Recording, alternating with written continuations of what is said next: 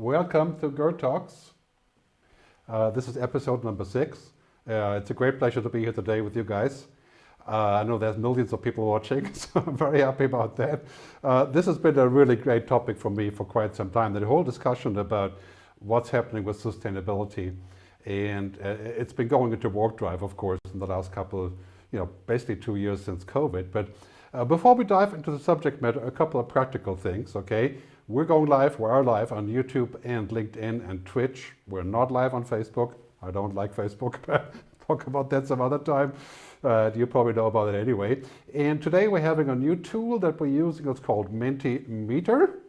And Mentimeter can be used on your mobile, and we're going to show you a little URL that you can see here very soon, where you can basically just tune into this and you can comment. It's kind of like a word cloud, So it's more like you can put comments there and anything you want, not really questions, more for like commenting. And it looks like this. I'll show you in a second. So basically, it opens up the window for conversation. So you could just put stuff in there, and this is a QR code. If you want to scan the QR code, that may be easier for you guys to get involved with. Other than that, the questions and the discussion will be happening right here. We're using the commenting function on YouTube and on LinkedIn. And we're going to try to take as many comments as we can. So keep them very short, okay? And with a later edition of GerdTalks, this is number 6 now, we're going to start bringing in live guests. We're just getting used to the tech here and everything. And if you have any questions, please do put them in the chat box so we can see them, okay? So let's dive in and think about what's happening here. So first, I really have observed in the COVID times that the COVID debate and all the things that we had to do to make it work in the COVID times and now the rebound is kind of very similar to the discussion about climate change. It's essentially a test run. We did many things in COVID that we didn't want to do, and we did many things that we didn't agree with. And it brought out a lot of difficult points in society and in ourselves. And our lives were changed and are changing because of COVID. And COVID isn't going away, it's becoming endemic, right? So it's a whole different story. But climate change is kind of like this. When we have a real reason to work together, we're going to have a lot more impetus to actually make it work. And this is starting to happen right now. So you could say COVID, been difficult and will be difficult, but climate change is more like, I would say, X100 in size, right? And of course, the most important part is to realize that business as usual, as we know it, is kind of dead, right? The concept of continuing as we have, I think that's quite unlikely. And that's very unlikely with COVID. We're not going to go on as we had, even though we may return to the shops and to flying, but differently. Now with climate change, we're not going to go back. We're not going to go back to the times where we were jollily doing all these things that made our climate worse. We're going to basically start a new way of doing things, pretty much around all of the things that are surrounding this. And the other boosting fact here, of course, is the war in the Ukraine and Russia, and the Russian aggression towards the Ukraine. That has kind of brought us together in Western Europe, but it's also really brought down some very serious conflicts and discussion about where things are going. And it's kind of boiling down to 10 years, as I like to say, of very serious change, not all negative, but definitely different than before. So climate change, the whole debate about global warming, we're not going back to that debate about, we'll worry about that later. We're not. The good thing is, the good news is that we have many good things happening. The power of technology is just absolutely mind-boggling. The innovation platforms that we have around the world offering us all kinds of interesting angles on monetizing technology and solving solutions. Many of them have directly to do with climate change. And the sustainability revolution that we see in energy and protein, which I'll talk about shortly, in transportation and investing. And finally, the fact that green companies are doing great on the stock markets, whether it's electric vehicles or fuel cells or solar or electric battery vehicles. It's basically science and technology is propelling us into a new age of green. And that's why I love the phrase, I don't know where I saw it first, but I like to use it, green is the new digital. Right? That's so true, because first we went through digital transformation, and now we're going to green transformation, and they're actually going together very well. And I think this is really important for us to realize what's happening here. For example, this chart shows you the exponential cost reduction, which means that the things that we need, like LEDs and batteries and data storage and computing, are getting cheaper and cheaper and cheaper. And that means that we can actually do things with technology. We can keep pollution from spiraling. We can be more efficient. We can save 50% of our operating budgets on making things cheaper and more reliable. And we can have smart cities. And really, in the end, it's all about saying, well, you know, we can actually make this work. And it's kind of a paradox that I think in the next 10, 20 years, we're going to make all of this work, and we're going to be able to stop the warming, say, beyond the 2 degrees, which is bad enough. And then we can go back and actually fix things that we did. And that's going to be a really interesting time. But 20 years of pretty hard work is ahead of us here. And when we look in this direction, it's kind of, I love this Blade Runner background that I keep using. It's science fiction is becoming science fact, right? And with carbon technologies, climate technology, that is so true. You can see in this chart here, basically what's happening is, you know, you see this concept of all these things unfolding, the plateau of climate tech innovation in 1 to 2 years, and then 2 to 5 years, which will be coming up here shortly, right? A slew of things that are happening. Many people are saying that the next unicorns, the next billion-dollar companies will be the ones in climate technology innovation. And I think that is so true. It's a fantastic opportunities. I think McKinsey once said roughly $100 trillion opportunity in climate tech innovation. So it's not just something that we have to do, but it's something that we can do. It is also going to be a pretty amazing business. But we have to invest in it now. And you can see now what's happening again with the war in the Ukraine, Russia, is that people are pushing, of course, for renewable energy to be developed quicker. At the same time, we have energy shortage. So that's really boiling down some tough decisions, especially here for Europe. But I do think that in the end, climate change will win out on this, because we're going to want to be more independent of oil and gas, of course, primarily in the Russian case, right? So as we're moving into this future, you can also, just one example here, see what's happening with meat, right? The idea of meat replacement. Right? You can see in this chart here, conventional meat will shrink in 2040, and vegan meat replacement, you know, tofu burgers and insect burgers and stuff like that, right? And cultured meat is coming. I know you find it maybe kind of weird. I tasted it the other day. It's actually not that bad. Here's a shot of it. This is the Memphis burger, Memphis meats. It's basically chicken from a cell that's cultivated in the lab. So it's no dead animals, but it is from animals. So it's not vegetarian in that sense. But, you know, I kind of have the hunch that the future is vegetarian, regardless of how you look at it. But this is all going to contribute to the possibility of creating a green future and creating a new market. We're not going to get quite as far as this scene here from Star Trek showed, and I love this one because it's, yeah, it's a little bit off the wall for the time being. 1 pan-fried catfish.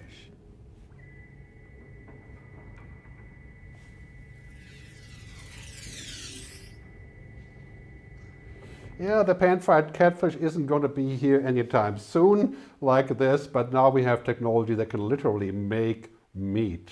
Right? Bill Gates and Richard Branson have invested. And that's just one of the pieces of all of these explanations why I think the big green is now possible as well as kind of inevitable. And yeah, it's a painful process to make all those switches. You know, I was just in Dubai and before that in Saudi Arabia 6 weeks ago. Of course, for those countries, phenomenal shift, but I think they're going to get around the bend by investing into technology and healthcare and education and, of course, green technology as well. So as we're moving into this future, there's 4 revolutions. Agricultural revolution, roughly 1,000 years. Industrial revolution was roughly 100 years. The digital revolution, roughly 25 years. And now we have the sustainability revolution. That is roughly 10 years. So the revolutions are happening quicker and quicker and quicker because they're exponential, the industries are converging, and the outcome is combinatorial. So I really think that the next 10, 20 years to switch to a whole sustainable lifestyle pretty much across the board is entirely possible. And we will have to suffer from the 2 degrees warming, but going back, we can probably have technology in 20 years that will help us alleviate it or even reduce it again. and sort of replenish the planet. And also this chart shows you, for example, the race to build a commercial fusion reactor.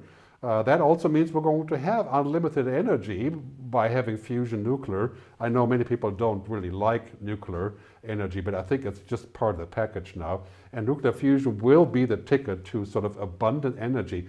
Think of abundant energy like abundant music with Spotify, you know, just everywhere. Once we have that, you know, maybe 10, 15 years, some people would say, mind-boggling opportunity. Also, of course, artificial intelligence. So this slide shows it pretty well. Enterprise artificial intelligence, right? That's what we need for climate change. We need to make sure that we can use AI for intelligence switching, for pollution prevention, for monitoring. We shouldn't use AI to, in the end, monitor everybody all the time, but this is going to be a big deal, using technology to fight pollution, not just in less carbon or carbon offsetting or sequestration, but also, of course, in preventing the production of carbon in the first place by just being more efficient. So the sustainability revolution is here now, right? You take data, everything, what are called the game changers, networked everything, cloud everything, smart everything, and you end up here with sustainable everything. Right? I mean, we're going warp drive into that future where that's possible. I would say the next 5 years, hold the tickets. I mean, if you're not going to be sustainable everything, you probably won't have a place in the economy in 10 years. And it's kind of hard to imagine today, because today is kind of an optional conversation for many people. It's getting hotter, but this is definitely something that we're going to see until we get to this point, right? The burial ground for gas, oil, and coal. Roughly in the next 10 years, coal first, followed by oil, and then followed by gas. Depends on the nuclear variant, how quickly we can get there. But the end of oil is palatable, and I think you can feel that everywhere. Clients are pulling out, oil companies are pulling out. Right now there's a big of a hiccup here, of course, because of the war.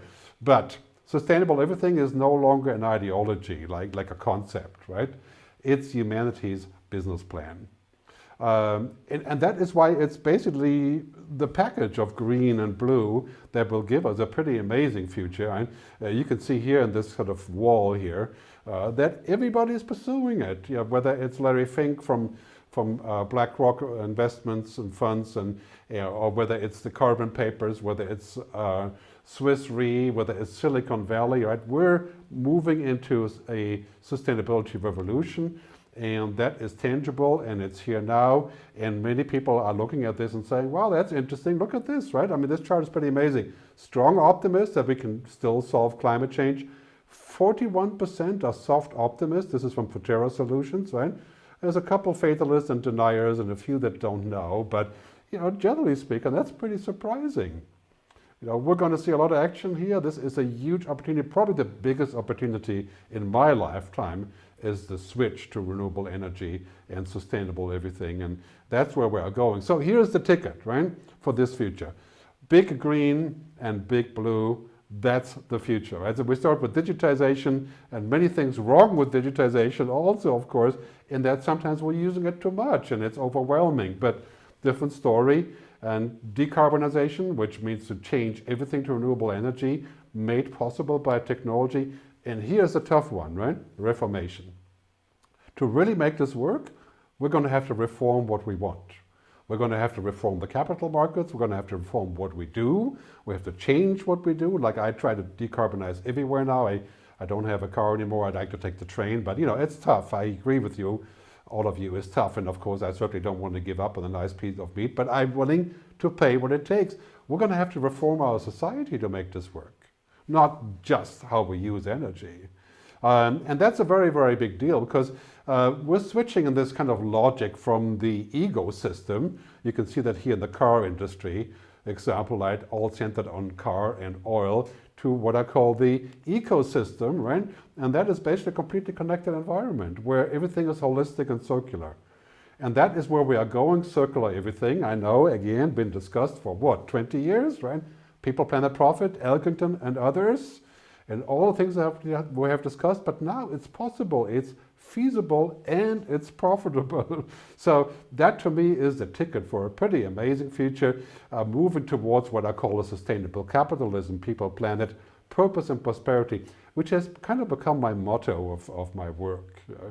I think every CEO should only get paid a dividend or a bonus once they ticked off all those 4 boxes. And you can see that creeping up now in the behavior of Patagonia and Unilever and many other companies.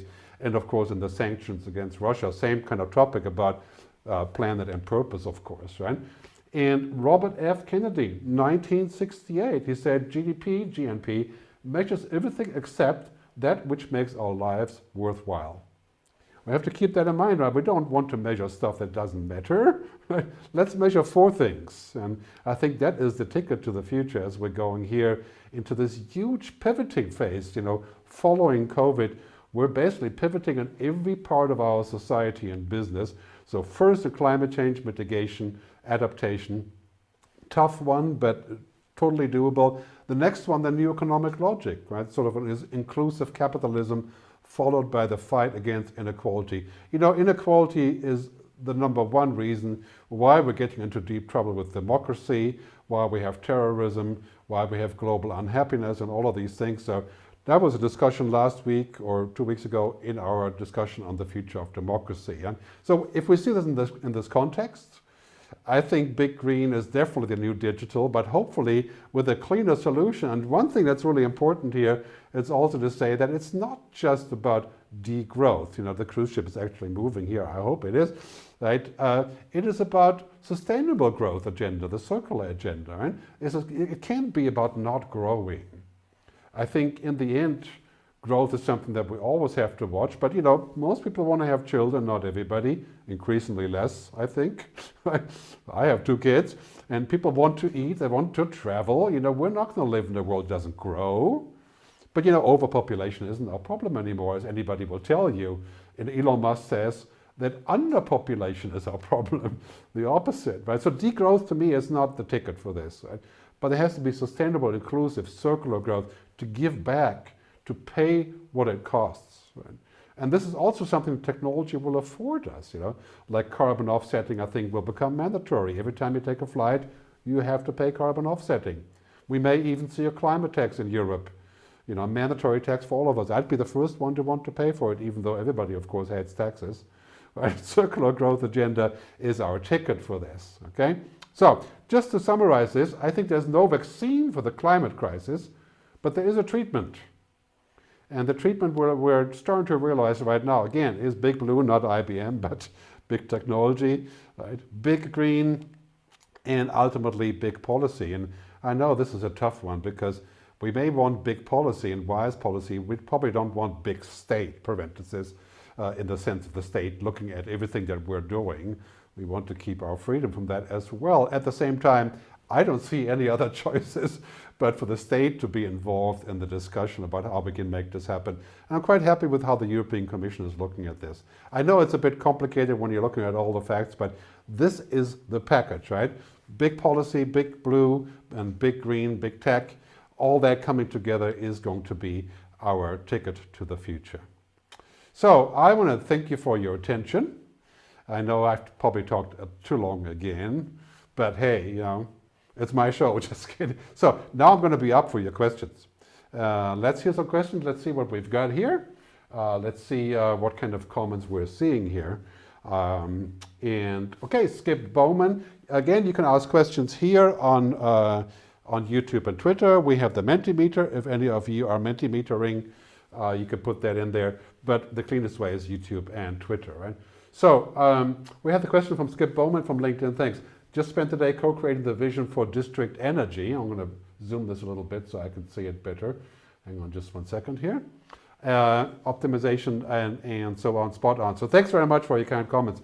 That's very good to hear positive things. And by the way, on that note, don't forget to watch my film, The Good Future. We're going to play a little bit of it at the end. That is the key topic, also talking about climate change. We also have a new one called The Good Future Explained, and it is on YouTube as well, and explaining all the context of how that could possibly happen. Okay, let's have the next comment and see what's happening here. Green is the new digital. Well, thank you.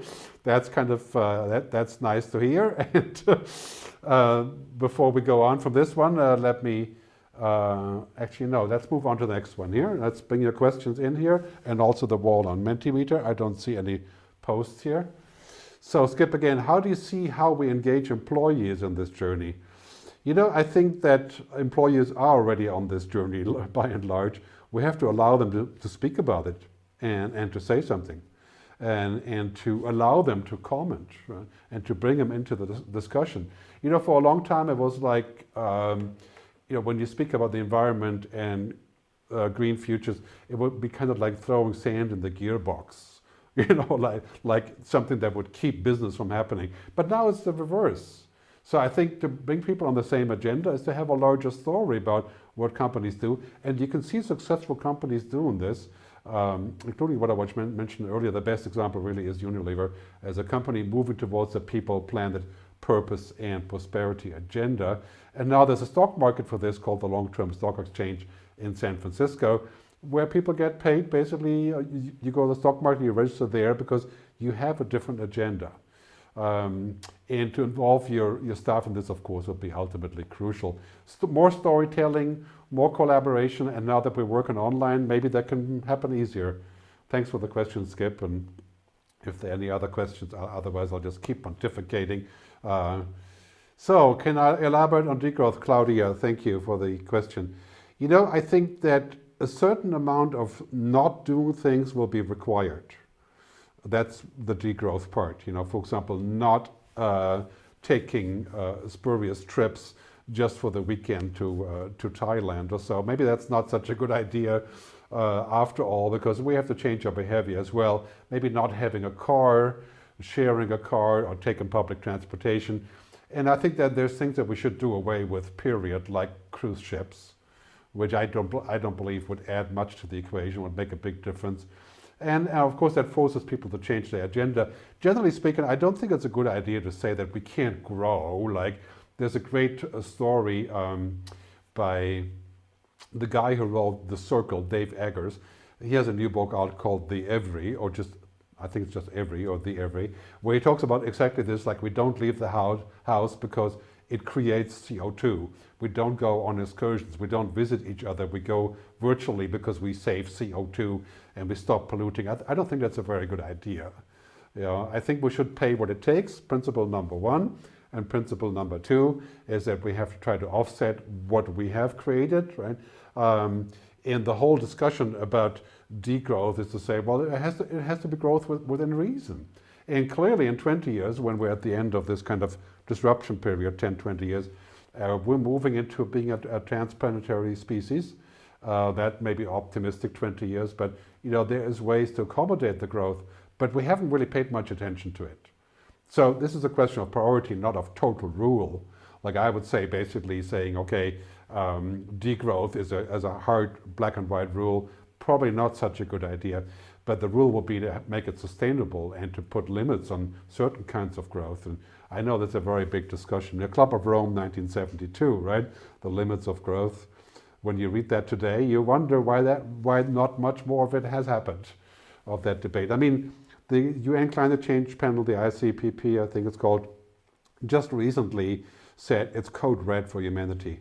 And clearly that is something we must tackle. But I don't think we can tackle it by saying, okay, we won't have kids, we won't travel, we will eat less. Yeah, those are all probably good ideas within reason. But I think degrowth is probably a tough agenda also on the political side. So trying to be a little bit more realistic here for a change, you know. I know I'm sometimes not known for being very realistic. But, so yeah, let's bring up the next comment, if there is one, or put them here on the wall. Okay, Robert Sean McGrew. My Reformation sounds catchy. The reality is human nature ebbs and flows as it has throughout history. One cannot force Reformation. I'm totally with you on this one. I think really what's happening is the underlying question of Reformation and real deep change of what we are is the question of whether humans are good or bad. And many times when I speak about the DDR, as I call it, that's digitization, decarbonisation, reformation. And we do have a great website for that, by the way, the DDR world, the DDR.world, if you want to take a look at that. But basically, the assumption that humans will never do the right thing is flawed. I think we do the right thing. We get sidetracked and we do many wrong things. We have many idiots, maybe tyrants, autocrats, bad people, not to name any of them. We have that, right? But we do, in the end, collaborate pretty well. Like after Hiroshima and Nagasaki, we collaborated to create a nuclear pact of non-proliferation that is holding up until today, and hopefully will. Right? And we did the same for genetic engineering. So we have reasons to believe that we can collaborate. Read this book by Rutger Bregman. It's called Survival of the Friendliest. So I believe that we are capable of reformation. And also the other thing that's happening right now, we're seeing a lot of pain because of COVID, because of this stupid war, and the change in the global structure that's currently happening. And that's going to continue for the next 10 years. And a lot of pain will also bring discovery of new things. And, people change by pain and love, I keep saying. Right? I think we're going to see reformation because people are ready to reform. If you talk to a 30-year-old kid today, they have a different objective of what they want from the future. They don't want what I wanted, being a baby boomer, which is profit and growth and a great job and more money, more houses, more cars. I don't have a car anymore, but anyway, that's kind of the agenda. People are different today, and I have great hopes also because the women are coming, right?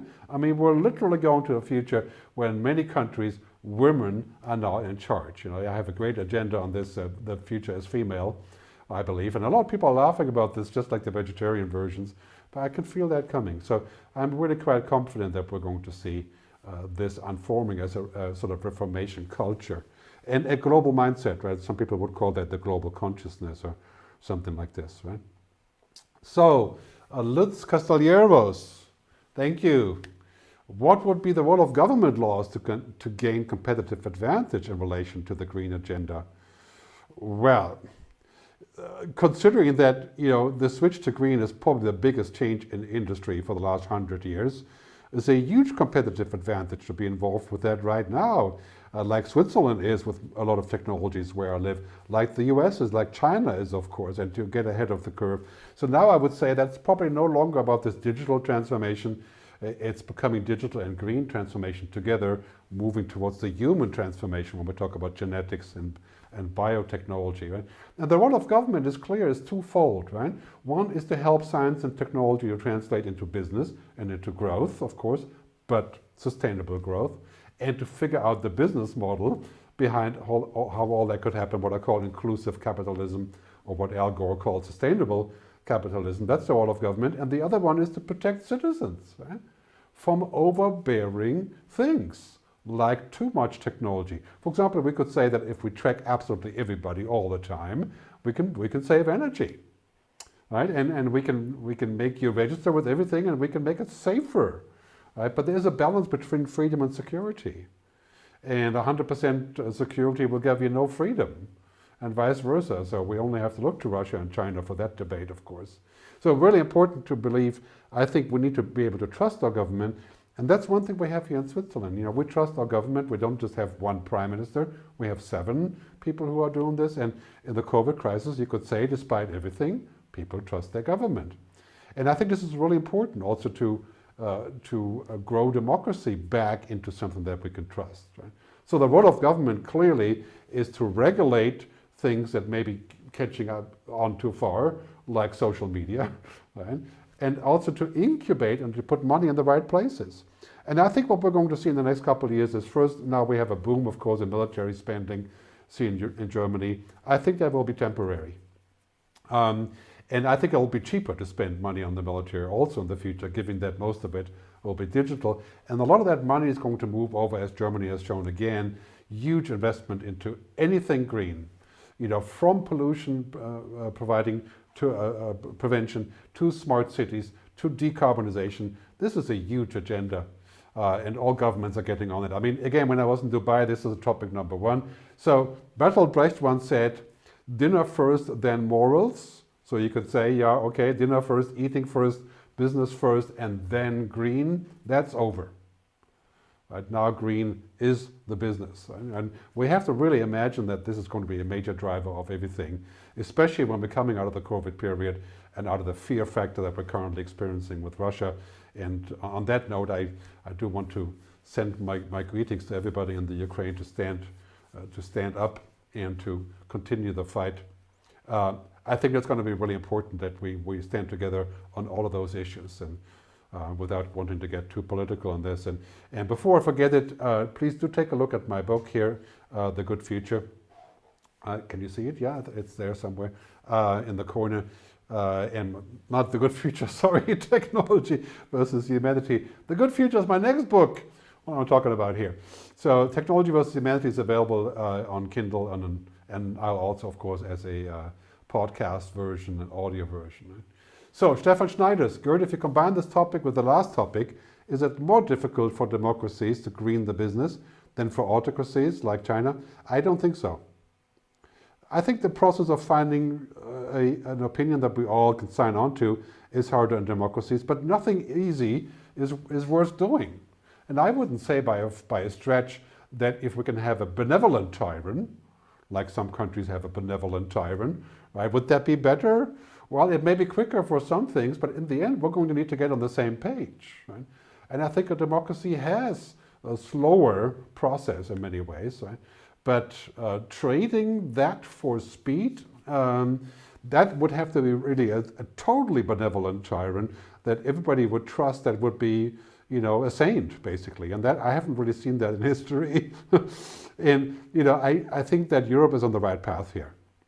Europe is on the path of creating a democracy, the United States of Europe that we're seeing, that will include Switzerland in one way or the other, I'm sure. And I think democracy is the ticket. To me, democracy is kind of synonymous with the good future. It's laborious, it's tough sometimes, but this is the best thing that we know, I think, to tackle those issues. And by the way, lots of people are already anticipating that within 20 years we're moving towards a sort of global government scenario because of the pressing issues like energy. Fusion energy won't happen without a global collaboration, clearly, right? The switch to green won't happen without that. So basically global government and ultimately sort of a global consciousness that's unfolding everywhere now in this understanding of how we can work together. And again, you can see my argument for democracy also being that, it's quite clear right now we're seeing that even the most powerful, thinking of themselves as powerful autocrat like Putin, right, cannot just stand by themselves and do whatever they want, because the whole world is to be considered. And that's a good position to be in, even though we're fighting with that realization right now. But the world has grown together. It's become globalized, and these agendas are food and healthcare and safety and technology and all of those things that we have to work on together. So to me, that all hangs together. I think democracies around the world are well advised to spend a serious amount of money and research and resources on the green economy, because that is going to be the next Silicon Valley on a global level, not just based on technology. Thanks for the question, Stefan. Do we have more questions? We have more questions. Keep them coming in. We have a good flow of questions today. And otherwise, we're going to bring in a few other things. Let me see, do we have anything here on Mentimeter or on Twitter? Anything on Twitter? No, doesn't look like it. Let me just see if I can find a comment here. Okay. So in the next couple shows that we're doing here, we're going to tackle a few other issues. One of them will be, I'll let you vote on this if you want to. One of them will be the discussion about the nature deficit disorder. That's a really great debate. That's basically saying, okay, do we need to be closer to nature to actually be more happy? And there's been a great book on this lately and a great debate. I think that's a really juicy topic. And the other one is the great resignation, the fact that people are allegedly quitting because they have enough. And I think it's a great reorganization. People are looking more for purpose, more for understanding, more for connecting with others. And the whole trouble in the last 2 years is bringing this out, right? So I want to finalize by saying a really important statement for me is that the future is better than we think. And the green future is within reach. And it's something that we could totally do. And the green future will bring the good future as part of the same ticket. And I really enjoy being here with you and discussing these questions and putting on this live stream. I want to thank my team, Marcia and Stephanie and Sylvain, for all the great work that we've been doing to make this happen. And now we're going to play a little piece of my film, the good future. So stick around and watch that, and let's start with that. And afterward, we're tuning out. See you next time for GerdTalks number 7.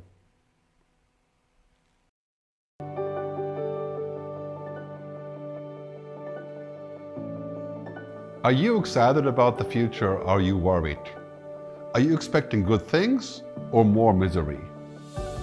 You know, these days when we look around, it seems like the future is pretty bleak. Netflix and Hollywood keep telling us stories about dystopia. Television tells us stories about more financial decline, more climate change disasters, clueless CEOs and politicians, and of course in the end the robots will take our jobs and then they will harvest our bodies for energy. But despite all that noise, I'm here to tell you that the future is better than we think. I believe in the future where human ingenuity, science and technology will and can solve our most important problems.